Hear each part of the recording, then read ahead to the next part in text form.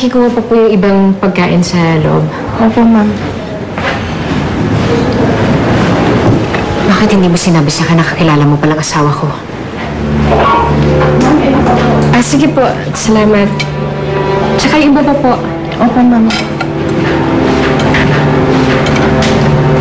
Hindi ko sinasadya makilala asawa mo. Pero nagpapasalamat ako na kilala ko siya. Dahil siya naging daan para magkita tayo ulit. Renato, ano pa bang kailangan mo sa akin? Wala na tayong anak. Asawa na ako. Pero hindi mo siya mahal, Angela. Ang tagal ng panahon na inintay ko para makita kita ulit. At ngayon nandito na sa harapan ko. Hindi ko nahahayaang magkalayo pa tayo ulit. Iwan mo na asawa mo. Sumama ka sa akin.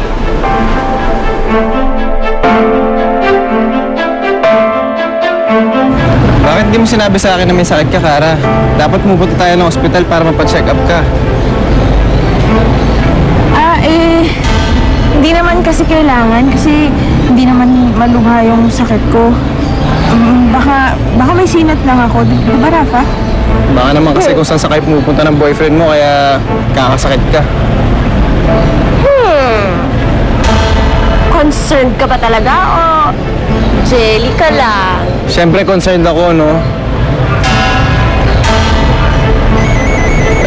Sandali lang, ha? Hello? Rocco, si Carlton.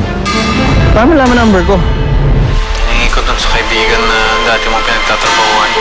Si Karen nandyan ba? Wala ko siya makausap. Kara, suot na mo. Kausapin ka daw. Hello, Carl? Kara, Ano? Anong masamang nangyari kay Elizabeth, Kara?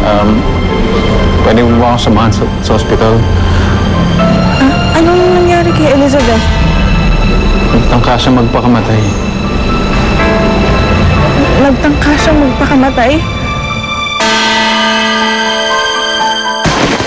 Albert, kung ano nangyari kay Elizabeth, ha? Naalala mo ang ate mo nang dahil sa kanya. Anong iniwan ni Renato si ate? Ginawa niya ba yun dahil mas mahal niya yung babaeng ipinalit sa kanya? Hindi na importante kung mas mahal man niya Angela na yun kaysa sa ate mo. Nawala pa rin sa atin ang ate mo nang dahil sa Renato yun. Yun na lang ang isipin mo, anak. Kaawa naman po kayo. Nakikita ko sa mga mata niya na mahal niya pa rin ako. Naipakita ko na ba sa'yo kung ano itsura ni Angela? Matutuwa ka. Talaga po? Patingin nga po.